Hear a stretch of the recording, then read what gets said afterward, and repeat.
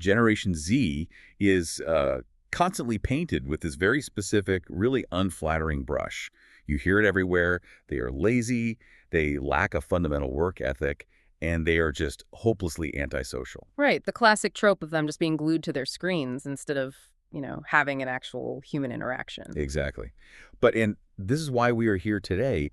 When you actually look at the psychological and behavioral data spanning from roughly 2024 through 2026, a completely different reality emerges. A vastly different reality, yeah. So welcome to another deep dive right here on our YouTube channel, A Better Version of Myself. I'm really glad you're joining us today because our mission is to break down the actual psychology and mentality of Gen Z. It is a really necessary reevaluation, I think, because when we analyze the shifts in generational behavior as experts, the gap between that popular narrative you just mentioned and the empirical data is, well, it's massive. It really is. Gen Z is not failing at work. They aren't bad at socializing either. What the research actually shows us is a generation that is actively redefining the social contract. Redefining the social contract. I like that. Right, because they are navigating an incredibly high-stakes, hyper-connected digital landscape that prior generations just simply did not experience. So today, we are going to explore the underlying psychology driving these adaptations, looking strictly at what the behavioral data tells us. Okay, let's unpack this. And I think we should start with the workplace, which is, it's really where that generational friction seems the most visible. Oh, absolutely. The workplace is ground zero for this. Yeah. Over the last few years, the dominant cultural narrative gave us terms like, quiet quitting. Right. The prevailing assumption among a lot of older executives was that this demographic simply shows up, does the bare minimum, and just completely checks out.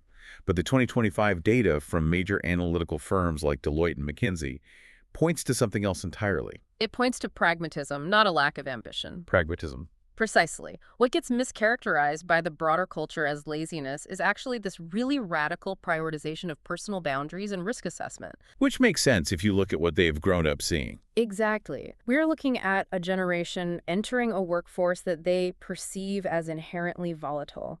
They have watched traditional economic promises just completely fall flat for their parents or older siblings. The whole work hard and the company will take care of you narrative. Right. So instead of placing their faith in climbing a traditional corporate hierarchy, a structure they view as deeply fragile, they are intensely focused on future-proofing themselves. And that future-proofing manifests really heavily in how they view their daily responsibilities.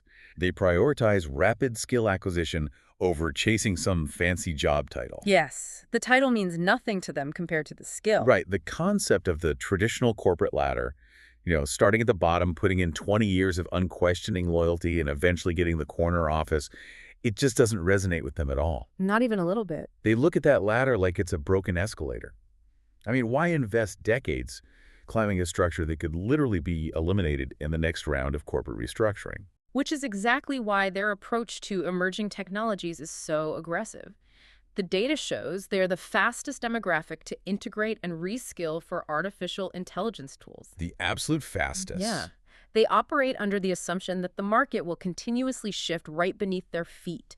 So they prepare by building this highly adaptable toolkit. They aren't waiting around for a promotion to learn a new skill. No, they are preemptively learning the skill to ensure they remain relevant regardless of who is signing their paycheck. But, I don't want to play devil's advocate here for a second. Doesn't this mercenary approach to skill building over company loyalty create a highly transient, really unstable workforce for employers? From an employer's perspective, yes. Right, because if their primary goal is just acquiring the next skill and moving on, it seems like a logistical nightmare for any kind of long-term corporate planning. It absolutely forces organizations to rethink retention. But from the Gen Z perspective, it's a highly logical defense mechanism. However, this constant need to stay ahead of the technological curve, it creates a really significant psychological friction point. The overwhelm paradox. Yes, the overwhelm paradox. The research identifies this fascinating contradiction. Roughly 62% of Gen Z report high optimism about their personal career prospects. So they know they are adaptable. They do, yet simultaneously, 45% of them report feeling intensely overwhelmed on a weekly basis. Weekly. That is a massive portion of the workforce feeling overwhelmed that frequently. And I think that paradox really highlights the cognitive load of our current digital economy. It does. It's not the physical labor causing the burnout, it's the expectation of continuous adaptation. If your primary professional value is your ability to rapidly learn the next software update or the newest AI iteration, the pressure never actually turns off. No, it doesn't. And the boundary between work and life doesn't really exist anymore when your office, your training materials, and your communications are all accessible 24/7 right there in your pocket. And if we connect this to the bigger picture, that obliterated boundary fundamentally alters how they view employer loyalty. Completely. For previous generations, loyalty was largely transactional. It was time and effort exchanged for long-term financial stability. But for Gen Z, loyalty requires active alignment. Impartially speaking, looking strictly at the numbers, the data shows that if an organization's values don't align with their own, Specifically regarding structural issues they prioritize, like mental health infrastructure or climate action. they are 39% more likely to start looking for a new job within just 6 months. 39%. It's huge. So employment becomes an extension of their personal worldview. A 39% higher flight risk, purely over a values mismatch, is a massive paradigm shift. It completely undercuts the whole lazy narrative. Exactly. They are perfectly willing to work hard. They're just fiercely unwilling to generate value for an entity they don't respect or align with. And that exact same pragmatic risk assessment we see in how they manage their careers is completely reshaping how they interact socially. Which brings us to the second major stereotype we need to talk about. The idea that they are inherently unsociable. Right. And the 2026 research from Hinge and GWI actively contradicts that unsociable label. It does. It turns the whole idea on its head. In fact, Gen Z reports a higher baseline desire for deep emotional intimacy than previous generations did at the same life stage. So the issue isn't a lack of desire to connect. Not at all. The issue lies in the unprecedented structural barriers they face when they attempt to achieve that intimacy. Let's look at what the research calls the communication gap. There's a specific data point here that illustrates this perfectly. Gen Z is 36% more hesitant to initiate deep conversations on first dates compared to millennials. Right. Now, on the surface, a critic might use that stat to argue, see, they lack basic interpersonal skills. They don't know how to talk to people. But the underlying psychology reveals something much more complex. What's fascinating here is the sheer calculation involved in a standard social interaction for this demographic. It's exhausting just thinking about. It is a profound social anxiety driven by the fear of being too much or saying the wrong thing. You have to contextualize their environment. Yeah, we really do. They are the very first generation to navigate intimacy and social development in a hyper-recorded, heavily scrutinized digital world. Everyone has a camera. Everyone has an audience. Exactly. They operate with this underlying awareness that any social misstep, awkward conversation, or poorly phrased comment could theoretically be documented and broadcast to an audience of thousands. The stakes for casual conversation have just been artificially inflated to an absurd degree. If every interaction feels like a potential public relations crisis, of course there is going to be hesitation. You are going to be hyper-vigilant about what you reveal. And this constant vigilance feeds directly into severe digital fatigue. They are exhausted by the requirements of online self-reputation management. Maintaining a curated, acceptable digital persona requires an immense amount of cognitive energy. So much energy. And because of this fatigue, we are observing a massive behavioral migration away from the public digital squares of the early internet. They are migrating toward what researchers refer to as dark social. Dark social. Yeah. They are retreating from algorithmic performance on public feeds and moving into private group chats, closed Discord servers, ephemeral voice notes. Places where the content disappears or is locked down. Exactly. It's a structural retreat into bounded, private communities where they can actually communicate without the pressure of an audience. Right. But I had to challenge this adaptation for a second. Retreating into closed digital spaces risks creating massive echo chambers. If they only interact in highly curated private servers, are they just insulating themselves from any ideological friction or opposing viewpoints? That is a critical structural risk. And sociologists are definitely monitoring the long-term impact of those echo chambers. It seems like a huge blind spot. It is, but from the psychological perspective of the Gen Z user, the immediate safety of these dark social spaces far outweighs the theoretical risk of confirmation bias. Safety first. Always. Statistically, they are identified right now as the loneliest generation.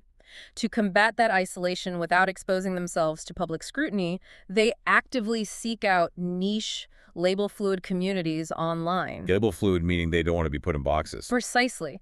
They value spaces where the rigid societal categories of the past just don't apply, which allows them to explore their identities dynamically. So they're prioritizing psychological safety and authentic connection over broad public networking. Yes. The structures they build in these dark social spaces actually tells a lot about their broader mentality. When we zoom out and look at the synthesized data from 2025 and 2026, several core psychological drivers emerge that shape how they interact with everything from brands to political systems. Based on the behavioral analysis, we can clearly identify four primary psychological drivers. The first is radical authenticity. Radical authenticity. This operates as a direct reaction against the highly curated, aesthetically perfect social media era that was pioneered by millennials. Gen Z demonstrates a really strong preference for unfiltered content and transparent, unpolished reality. But is this radical authenticity actually authentic, or is it just a new, grittier style of performance? Because we've seen trends where being messy or casual is just as meticulously planned as a professional photo shoot. That's a great point, and it raises an important question about performative behavior. Performing authenticity has certainly become its own aesthetic. Okay. However, the underlying demand for institutional transparency is measurable and very real.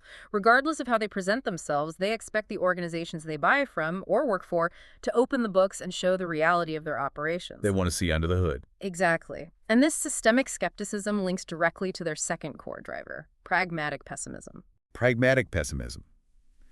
And given the historical context of their formative years, optimism would almost require willful ignorance at this point. They really would. They have grown up entirely in the shadow of major global disruptions, from economic recessions to a global pandemic to the accelerating threat of climate crises. They process these global disruptions not as anomalies, but as the baseline state of the world. The new normal. Right. Consequently, their behavior is highly defensive. The research highlights defensive spending habits and a hyper-focus on liquid financial security rather than trusting long-term institutional promises. They're continually preparing for the next macroeconomic shock. Always waiting for the other shoe to drop. And that defensive systemic view seems inherently linked to how they evaluate societal structures as a whole, which brings us to the third driver, hyper-inclusivity. Because of their native exposure to global digital networks right from birth, their baseline worldview is inherently pluralistic. Looking at the data impartially, they approach diversity, equity, and inclusion not as some progressive corporate initiative or perk, but as the basic architectural requirement for a functional system. Exactly. To a demographic raised in a globally connected environment, a system that lacks inclusivity isn't just socially outdated, it is structurally compromised. It's broken to them. Yes. They view homogeneous environments as inherently fragile and inefficient in a diverse global market. They expect systems to reflect the reality of the global network they actually grew up in. Which ties perfectly into the final major driver, mental health proactivity. Right. The research indicates this generation operates with an incredibly high baseline of generalized anxiety.